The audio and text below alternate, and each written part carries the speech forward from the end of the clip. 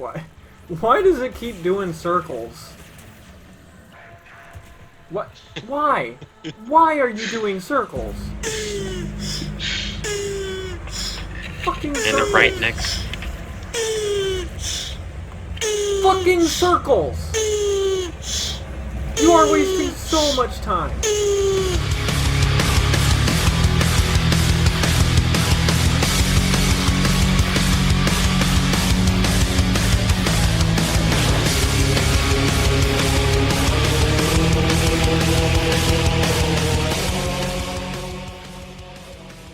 Hey, what's going on, all my fellow godlies and Warframe enthusiasts around the world? It is Vance, once again with another edition of Warframe God Builds.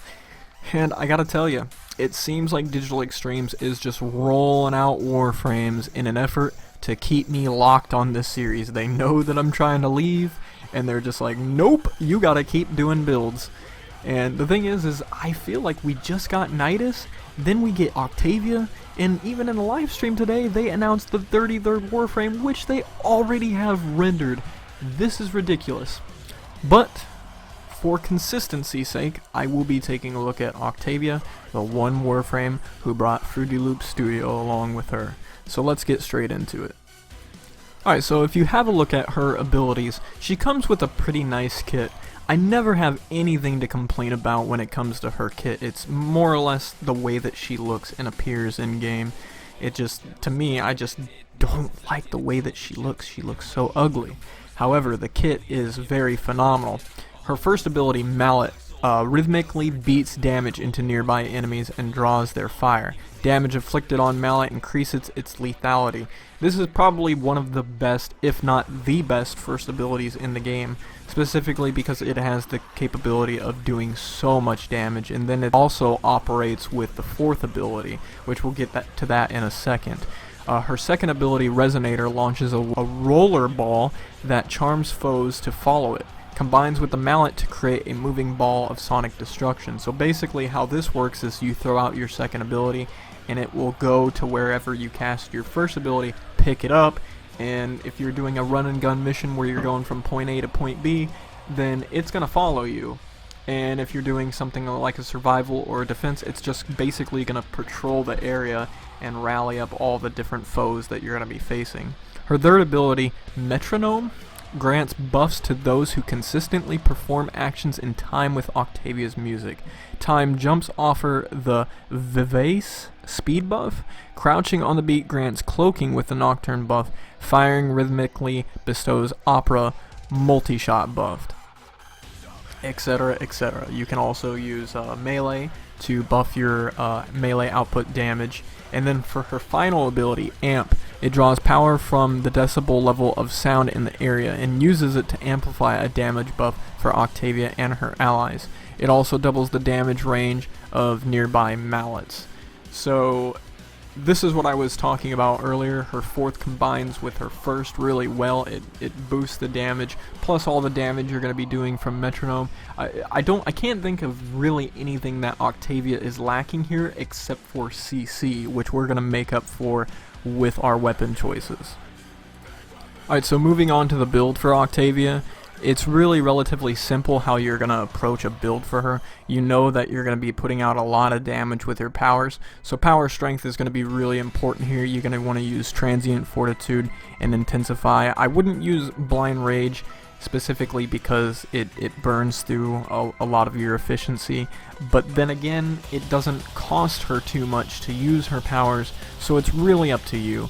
Either you could roll with a Xenuric Lens and Blind Rage in place of one of these power strength mods, or you could just keep it locked down the way that I do and then maybe use Naramon. But I use Energy Siphon along with Power Drift, again for the power strength, Narrow-Minded for power duration, Prime Continuity for also power duration, Prime Flow, Constitution, and Stretch, and then with Overextended. So we're really focusing on range, duration, and strength. All of it should be self-explanatory. You're really going to rely on your kit. There's really not any situation that I can think of in which you're not going to be using 100% of your kit. Mainly the reason why you would avoid using your fourth is for those run and gun missions where you're not stuck in a certain spot, where you're not defending, you're not going to do a survival, you're going to get from point A to point B. But in which case you would still be using your first, second, and third. The fourth is the only ability that you may or may not be using from time to time. Okay, so I mentioned how Octavia doesn't really have an issue with anything except for CC, which is why I've chosen to focus on the Secura Penta. This weapon came out forever ago, and I've had it for quite a while, but I didn't really think about showing a build for it because it didn't synergize with anybody. It wasn't one of those things that you utterly needed, but because Octavia lacks CC, Secura Penta is going to take care of that with the use of tether grenades. And this build isn't going to produce the biggest damage, but that's okay because your powers do a lot of damage. So the only reason you're going to bring Secura Penta is just kind of to hold the enemies still. Like if you know that they're in a crowded hallway, you can fire a tether grenade down that hallway and keep them locked into place while your mallet and all your other powers do the work. Now for secondaries, I'm actually going to use her signature weapon, the Pandero. You know, Octavia came with the Tenora and the Pandero, but I feel as though the Pandero is basically a direct upgrade to Lex Prime. One thing I will state about using the Pandero is that the secondary fire has a massive amount of recoil, so it might be in your benefit to use steady hands if you would like to capitalize on the secondary fire more so than you would the primary. However, I would suggest completely against that. I would also go so far as to say that you really only need to use the secondary fire when you're up against like a nullifier. That's the only time I think that it's really useful, because it can really pop their bubble with basically one secondary fire. Otherwise, you know, you're gonna rely solely on your primary fire because it, like I said, it feels like a direct upgrade to Lex Prime, and it pretty much is. Even when you're fighting like a heavy bombard, the more important thing to do is land the shots consistently with your primary fire, because I feel as though that will do the optimal damage with this specific setup. So on to the melee. Now, the interesting thing about the melee is that this is probably the most requested weapon in the entire Warframe God Build series. Like, everybody was really hoping that I would use the Venka Prime for Nidus, and then I turned around and used the Firax Wraith. So I am now using the Venka Prime specifically because it does synergize really well, and the fact that it's the most requested weapon on my page right now. So when I use Venka Prime, I only put one form on it. Vermilion Storm is a staple for any type of claw weapon. You're gonna need that. I don't know how you would get a hold of it. I know that it's a very rare mod, but it does make a tremendous difference. It's pretty much the difference between like a Crimson Dervish or any other sword mod that you get. This stance is totally worth it. I know that I mentioned that with the Hydroid God builds, but it just makes a ton of difference. Otherwise, it's a pretty standard build. It's meant for crit, not a whole lot of corrosive, 261, but it'll get the job done because 90% of the time you're going to be cloaked anyways because of your powers. So it's going to do a shit ton of finisher damage, especially if you knock enemies down, because you'll get that stealth benefit. And the fact that it does primarily in the slash, so you're getting the stealth, the slash, the finisher. It's all around a really good weapon for Octavia to use, so I highly suggest this and pretty much nothing else.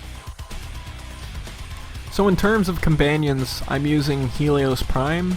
I don't really have a specific reasoning for it, other than the fact that, you know, it's a newer Sentinel, and I figured, you know, it needed to be showed. There's a lot of things here that I would have liked to have done differently. I would have liked to have had a Guardian in here somewhere, but I just couldn't fit it in because everything here is very important. You need your Investigator for your scans, unless that's not important to you, which you could just totally remove it. Animal Instinct, which is a staple. Metal Fiber Calculated, Redirection, Enhanced Vitality, all of those staples. Prime Regen, staple. Meta Ray, staple. It's like you need pretty much everything that's here Detect vulnerability is really helpful because it kind of emulates what a Banshee would do, and I think that this is necessary for Octavia's build because, I mean, once you hit the weak points, you hit additional crit, which that's always a good help. And then Vacuum, again, that's one of those things that I feel is very important to people when they bring a Sentinel along with them, is because they want to scoop up all the items on the battlefield.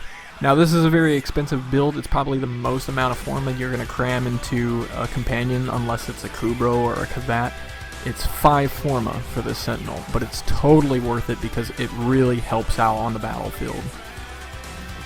Now, as I mentioned before, you can either use Zenuric, which is something you should know all about by now because all of Warframe God Build Season 3 featured this type of lens, pretty much.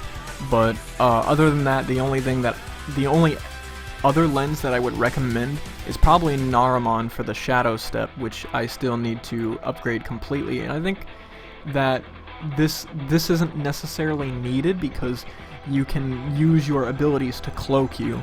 But there's some people out there who are probably lazy and don't want to rely on that to cloak them because, let's face it, you kind of have to keep an eye on it. You kind of have to keep an eye on the percentage at the top to make sure that you're not getting uncloaked. But at any rate, most of the time when you deploy your first and your second, that will keep you from getting hit. There's been times in which I've seen a Bombard looking directly at me, but he didn't attack because my first and my second ability were out, I guess, attracting his attention, attracting his aggro. So in most cases it's really not important to remain invisible, but I would do so just as a priority because what if, it's better to be safe than to be sorry. So Naramon would probably help with your crit. I know it will help with your crit, but it will also help with the invisibility if you don't want to rely on your third ability to keep you cloaked. So Naramon or Vizarin, either one of those are really good choices when you're deciding which lens to use. All in all, Octavia is a really well-rounded Warframe. I mean, she's a welcomed addition to the Warframe family. I would even go so far as to say that she's a leader for any team. If you bring her into a survival and you have the intention to stay for a really long time, Octavia makes an outstanding leader for that team because everyone's going to want to stick around her and get the buffs from her.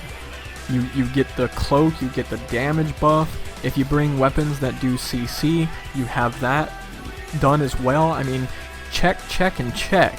She's really everything that you need. She's like a Swiss Army Warframe.